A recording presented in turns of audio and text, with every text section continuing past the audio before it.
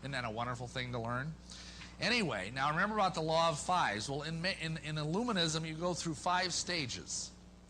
These are the 5 steps into the light. The first stage is adoption. This is fellowship with Lucifer. Now, what does that mean? Well, you got to realize Satan is an inveterate copycat. He can't come up with anything creative because he has cut himself off from God, who is the source of all creativity. So all he can do is recycle the same old gobbledygook over and over again. We have a saying, you can't teach an old snake new tricks, amen?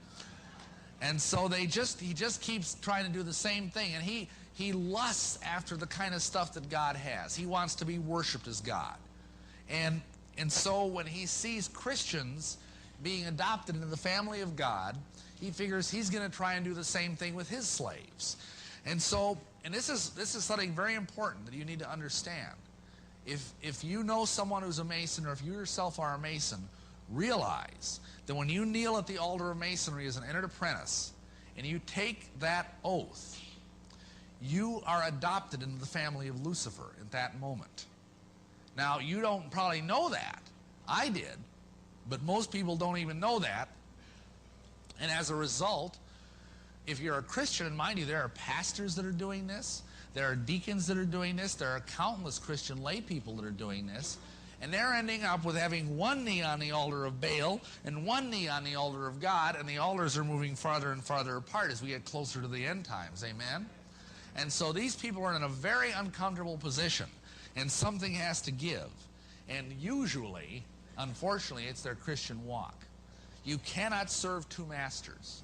And when a person enters the lodge, they take an oath that they will obey every summons of the worshipful master of their lodge, if within the length of a cable tow. And so they're serving 2 masters, quite simply. Whether they know it or not, they have linked themselves to the devil, and I can prove it to you. In the Masonic ritual, which I had to learn, when you're kneeling at the altar and you've taken this blood-curdling oath, which Christians are forbidden to do, by the way, see Matthew 5:34 through 37. When you take this oath, then they take the blindfold off, and the worshipful master says, "Brother senior deacon, please remove the cable tow from about our brother's neck, because he is now bound by a much stronger tie to our fraternity." So there's a spiritual tie that is created at that moment, a spiritual link. And if you understood the profound relationship between witchcraft and Freemasonry, you would know what that cord, that cable tow meant, because they've got a rope around their neck. And what that means in witchcraft and the occult is that is a symbol of the umbilical cord of the mother goddess, the Queen of Heaven, linking her to her hidden child. So this guy has just been born again by the Queen of Hell, the consort of Lucifer. And every entered apprentice Mason, in other words, every Mason, has this happen to them. And they don't understand the dynamics, probably 99 out of 100, but they still go through it. Now, what's the next step? Well, it's called illumination. And every Mason goes through this too, except it usually doesn't work very well for them. What I mean by that is there's a point in the Masonic ritual, just seconds before what I just discussed, where the guy has taken the oath, and then the worshipful master begins reading solemnly out of the Bible, Genesis 1:1 and 2. And when he says, "And God said, let there be light," all the Masons in the room clap their hands, and the blindfold off the guy's eyes is removed. And by the light of 3 burning tapers, he sees on the altar the Holy Bible with the square and compasses laying on it. And this is supposed to give him an altered state of consciousness. Usually all it gives him is a slight headache. Then later on, he gets another conscious-raising experience, and this is 3rd degree. And in 3rd degree, he gets to play the part of the Christ of Masonry, which is a guy named Hiram Beef. He's blindfolded, dragged around the lodge, accosted at 3 separate times. The 3rd time, he's knocked on the head by a rubber setting maul, knocked head over heels into a trampoline, trundled about the lodge, buried under a bunch of rubble, and then raised from the dead by the strong grip of the lion's paw, and he learns the secret word of the Master Mason degree. And all of this is supposed to alter his consciousness. However, it doesn't usually do that much unless they've also been doing the Illuminati exercises.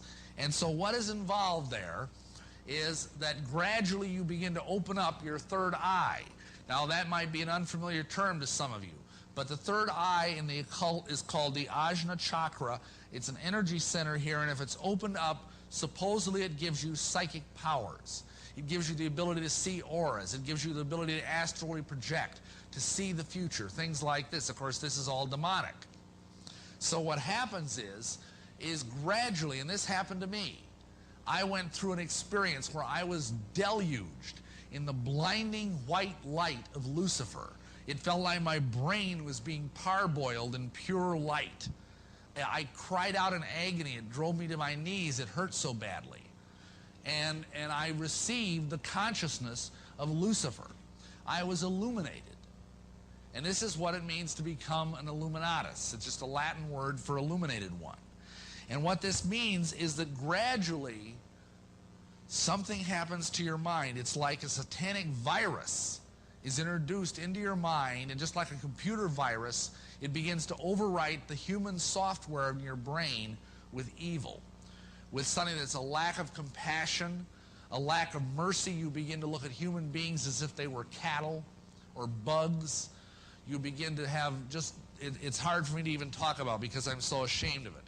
This is supposed to bring a quantum leap forward in consciousness and create a higher form of humanity, which is called Homo Noeticus, the new man, who is as far above human beings as you are above cats and dogs. The next stage is conversation. What this means is you have communion with the mighty dead. And what that means, essentially, is that you talk with dead people that are supposedly very wise. Like, for example, I, again, as I mentioned, was a trans-channeler. And I would have conversations one weekend with Jesus, the next weekend with Buddha, the next weekend with Zoroaster, the next weekend with Hitler, the next weekend with Aleister Crowley. I was very ecumenical. And gradually, this is supposed to increase your level of knowledge, your level of wisdom, your level of occult power. And that was preparing you for the next stage. And this is what is called Congress. And no, that doesn't mean you become a congressman. What this means is you have to have sex with a fallen angel. And this is a very appalling and bizarre process. And it really nearly destroys every human being who has to go through it. It nearly killed me. And I went through a formal marriage with a fallen angelic being.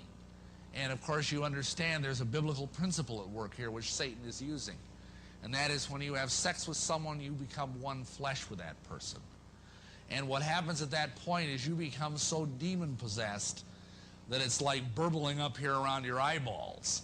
I mean, you know, I had more demons per cubic centimeter than the entire city of Indianapolis, let me tell you. And the result of that is that you just become a pretty vile, evil person. And then the following stage, and I just thank God that Jesus got me out of this before I got to stage 5, is union. And this is where you become utterly one with Lucifer. You have so many demons inside of you that there ain't nobody home up here but the demons. And there are people like this walking around. I mean, you know, people like Adolf Hitler, people like Charles Manson. And I'm not saying that these people couldn't be saved, because they probably could, but I know it was very painful for some of the stuff I had to go through to get out of this. And I just praise God that He got me out of it before it was too late. Now, I want to explain something about this, because oftentimes when you start talking about the conspiracy, how many of you have heard this? There can't be a conspiracy like this because people can't keep secrets. The government can't even keep anything secret. Well, frankly, I think the government is keeping a lot more secret than anybody really realizes, amen? But beyond that, there's a reason why this can be kept secret, and I'm going to explain it to you from the inside out.